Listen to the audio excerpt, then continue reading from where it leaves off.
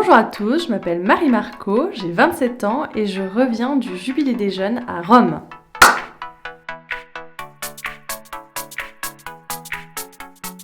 La vita, je crois que c'est la vie. C'est vraiment ce qui me fait vibrer. Je me sens vivante et c'est aussi Jésus, le chemin, la vérité et la vie. Ce sont 3 noms de basiliques, des basiliques majeures à Rome. C'est dans la basilique Saint-Jean de Latran que les diocèses de Nancy-Toul et de Saint-Dié ont pu faire le passage de la porte 5, un moment incroyablement fort de prière, de cohésion, et tout est gravé dans mon cœur et dans ma mémoire. Aimer, c'est tout donner, c'est une phrase qui me parle énormément. Le don, c'est tellement large, c'est pas juste l'argent, ça peut être donner son temps, son amour aussi. Proclamer, c'est quand même beaucoup plus pimpant que les 2 autres mots. Et pour moi, l'évangile, c'est vraiment une joie dans la vie de tous les jours. Et proclamer, voilà, c'est tonitruant, c'est grandissant.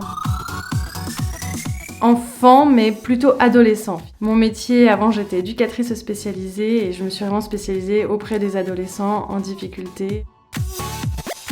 Prophète, j'aime bien ce terme, ça parle en plus à toutes les religions, à toutes les cultures, et le prophète, tel qu'il soit, il est respecté partout. Ces 3 associations pour lesquelles j'ai été bénévole. Grandir dignement, c'est l'association où j'étais le plus bénévole et j'ai travaillé 5 mois en maison carcérale à Madagascar avec des jeunes de 13 à 20 ans.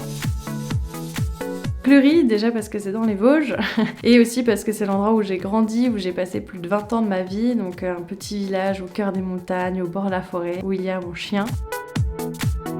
J'ai beaucoup voyagé, je choisirais quand même Asie, c'est un de mes grands voyages coup de cœur. Les pays sont extraordinaires, les paysages, etc., mais aussi la population, l'accueil, et aussi au niveau culturel et interculturel, interreligieux, c'est très riche.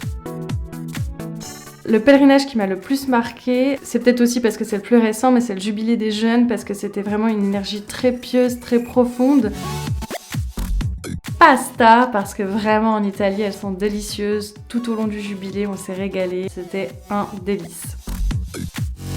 Basilique Saint-Pierre, dans une semaine de Jubilé où il y a plus de 1 million de pèlerins. C'était presque un miracle de pouvoir y entrer et y accéder, et j'ai eu cette chance avec quelques camarades.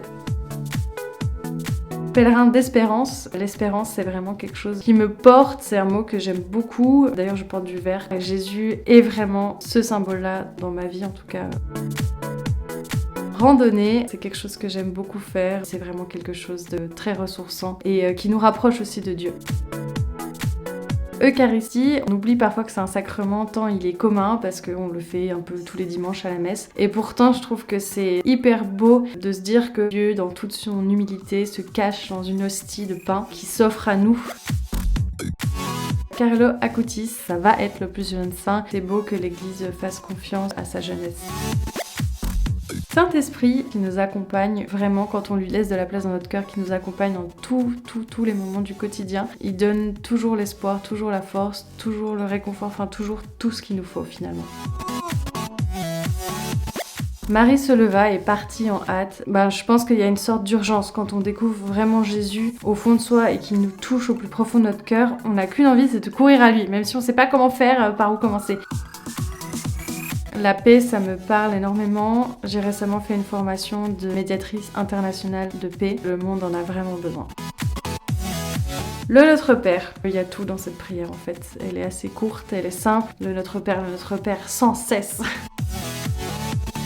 Ça, c'est une question intéressante parce que dans 1 mois, je pars à Paris pour vivre dans une communauté identesse, pas très connue dans le monde francophone. J'ai hâte de voir ce que ça va donner. Aspirer à de grandes choses. Je pense qu'il y a beaucoup de gens en France ou en Europe qui sont un peu déprimés, qui se disent moi je suis pas capable, c'est pas possible. Rien n'est impossible à celui qui croit. On peut avoir des rêves, se lever, sortir de nos fauteuils et faire vivre notre vie telle qu'on le voudrait vraiment. Donc n'hésitez pas, vivez vos rêves. Jamais 2 sans 3, voire 4, voire 5, voire 10, il y a de la place pour tout le monde dans le cœur du Seigneur. Soyons fous, invitons tous les gens qui passent à droite à gauche dans les églises de nos belles paroisses du diocèse.